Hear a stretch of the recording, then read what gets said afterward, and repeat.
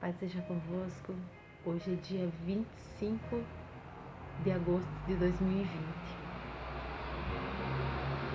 E eu recebi um e-mail a qual a irmã ela relata que o Senhor ministrou no coração dela sobre o segundo casamento.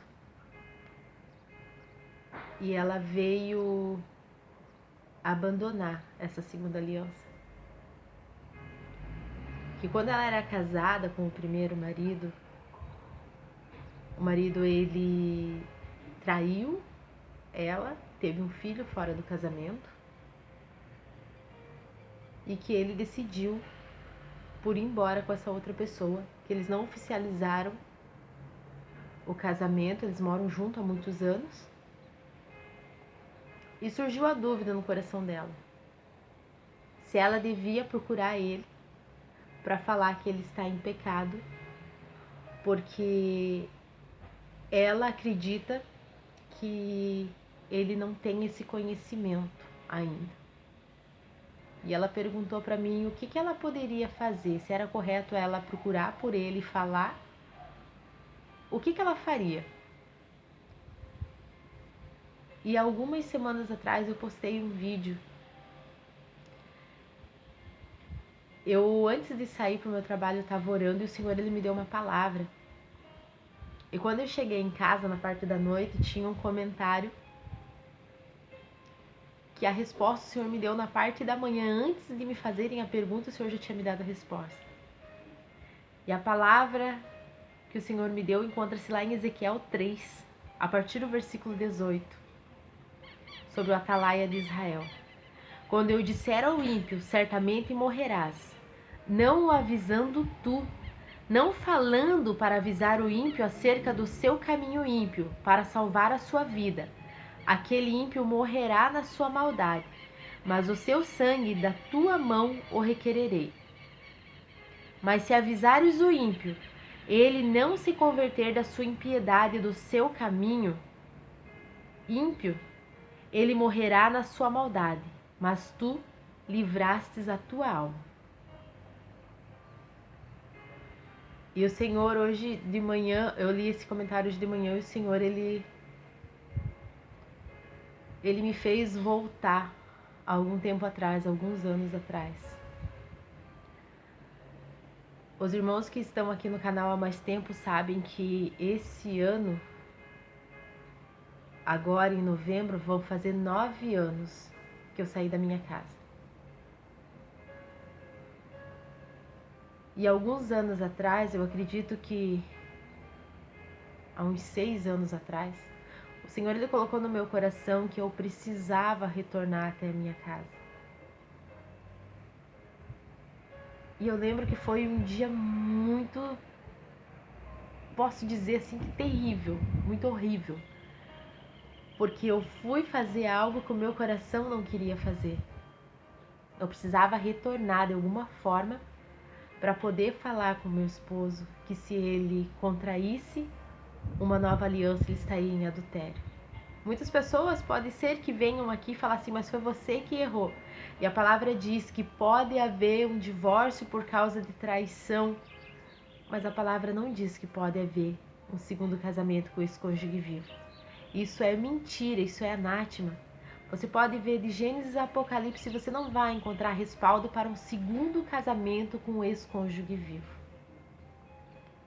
E eu precisava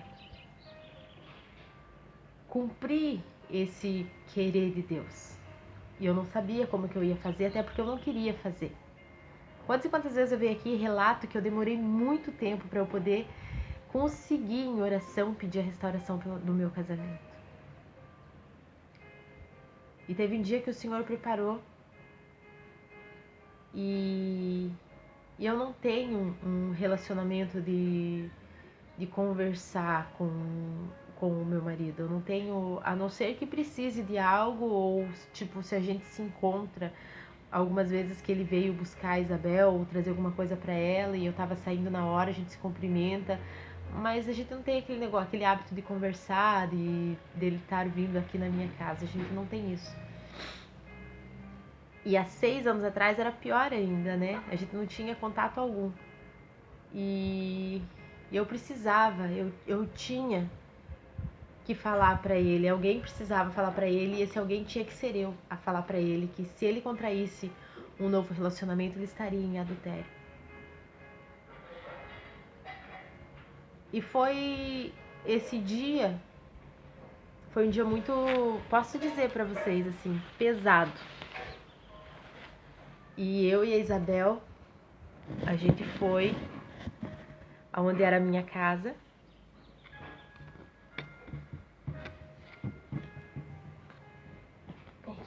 Aqui. A gente foi onde era a minha casa.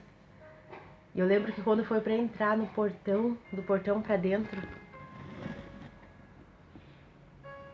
eu parecia que tinha alguma coisa assim me sufocando, e sei que pra ela a sensação não foi diferente também, porque a gente teve pânico. Nesse dia o pai dela estava trabalhando e ela tinha a chave da casa e nós entramos.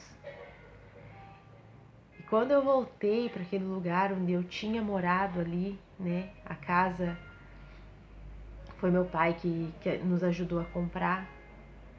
E quando eu voltei para aquela casa, naquele dia, depois de 3, 4 anos fora, quando eu retornei foi uma sensação que não foi nada agradável, até porque não era o que o meu coração queria estar ali. Mas eu precisava ser responsável pelos meus atos. Eu precisava ser mulher suficiente para chegar e falar aquilo que eu descobri, aquilo que eu aprendi. A falar que o adultério, ele faz sim com que nós venhamos perder a nossa salvação. Independente se você crê que uma vez salvo, sempre salvo. Eu creio que a salvação ela é um presente nos dado por Deus. Está nas minhas mãos cuidar desse presente ou jogar fora. E eu precisava adentrar aquela casa e eu precisava falar aquela verdade, para ele saber da verdade e para que o meu coração ficasse em paz, para que eu não carregasse aquela culpa. E nós chegamos naquela casa e eu lembro que eu fui orar em todos os cômodos da casa porque era uma opressão muito grande ali dentro, muito grande. E nós ficamos ali na parte da tarde e foi chegando a parte da noite. E eu lembro que quando nós ouvimos o barulho do portão, foi uma sensação terrível, um medo, um pânico, uma vontade de que em algum momento nós pudéssemos sair correndo dali daquele lugar, desaparecer. E eu lembro que quando ele me viu na casa, ele perguntou o que estava acontecendo, porque a nossa separação foi por causa da minha traição. Então imagine para a pessoa que ela tá machucada, ela tá traída, ver a pessoa que machucou, que feriu na sua casa, sem ele esperar.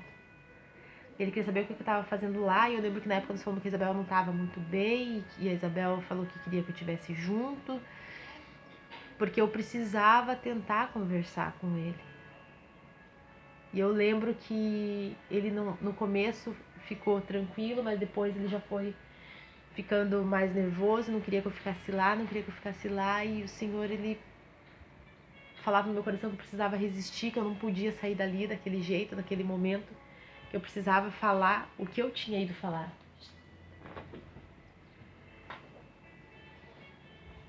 E eu sei que foi adentrando noite afora e ele pediu para eu sair de lá, ele não queria que eu ficasse lá e eu não podia sair. E eu sei que chegou até umas horas da noite que ele falou assim, ó, você vai passar essa noite aqui, mas amanhã você vai embora. Só que ele não deixava eu falar em momento algum para ele de Jesus ou da palavra. Até porque a pessoa está muito ferida. E da forma com que tudo aconteceu, que a minha história aconteceu, a pessoa que aconteceu, eu fui participativa da fé dele esfriar. Até porque ele não tem conhecimento da palavra. E eu passei aquela noite lá, eu dormi com a Isabel no quarto dela. Ele dormiu no quarto que outra hora era nosso. E no outro dia cedo ele falou, ó, toma um café, veja aí as coisas e quero que você vá embora. E eu falei que eu precisava falar com ele e ele teve uma crise de choro muito grande, sabe? Eu me lembro como se fosse hoje. E eu falei pra ele, a única coisa que eu quero falar pra você é que eu preciso te pedir perdão. Preciso pedir perdão pra você por tudo que eu te fiz, porque você não merecia. E eu pedi o perdão e falei pra ele, eu preciso te falar só uma coisa. E eu citei pra ele alguns versículos e falei pra ele assim, enquanto eu for vivo e você for vivo, nós somos casados. Se daqui pra diante você arrumar uma outra pessoa, seja para namorar, para ficar, para morar junto, você vai estar em pecado, você vai estar em pecado de adultério. E ele falou que depois do que tinha acontecido com nós, do nosso casamento, ele jamais pensava em se casar com uma outra pessoa, e foi onde eu ressaltei. O simples fato de você ficar com uma outra pessoa, de você se envolver com uma outra pessoa, para Deus é adultério. E foi onde eu peguei a minha bolsa, a Isabel quis vir junto, e eu saí daquela casa que antes era a minha casa. E eu lembro que eu me sentia fracassada no que eu fui fazer. Eu lembro que eu saí de lá com o corpo todo dolorido. Parecia que eu tinha sofrido um acidente, algo assim. O meu corpo ele doía no físico, a carne doía. E eu saí. E por ter esse sentimento de que eu fracassei no que era para eu ter feito, eu pedi a misericórdia de Deus o caminho inteiro até eu vir para casa. Misericórdia, Deus. Não permita com que um carro venha e me mate, que me atropele e me mate, porque eu não vou estar salva. Eu via pessoas andando na rua e falei assim, Senhor, misericórdia, não permita que essa pessoa tire uma arma ou tire uma faca e me mate, porque eu não estou salva. Se eu passava embaixo de alguma marquise, alguma coisa, eu falava, Senhor, não permita com que isso desabe tudo e caia em cima de mim, porque se eu morrer agora, eu não estou salva. Eu saí daquela casa com uma sensação de fracasso no que eu fui fazer. Mas o tempo foi passando e o Senhor foi ministrando no meu coração. Eu fui, mesmo que por mais errada que eu tivesse sido, que eu tivesse ocasionado sofrimento, mas eu cumpri o que o Senhor queria que eu cumprisse, o que o Senhor me designou, que foi lançar a semente da verdade. Eu falei. E para essa irmã que me mandou o e-mail perguntando o que ela faz, será que é certo ela conversar com o marido? Porque ela sabe que ele não conhece essa verdade. A palavra do Senhor diz que nós devemos sim pregar a verdade. Nós devemos sim alertar, para que essa pessoa ela tenha a possibilidade de sair do engano. E que nós venhamos estar com as nossas consciências e com as nossas mãos limpas do sangue inocente. Mesmo que você se sinta fracassado e que no momento, no instante que as coisas estão acontecendo, você não veja a solução, você se sinta fracassado. Com o passar dos dias, o Senhor ele vai ministrar no seu coração e Ele vai trazer a clareza de tudo aquilo que você fez e de tudo aquilo que o Senhor ordenou que você fizesse. Esse ano vão se fazer 9 anos que eu estou no deserto.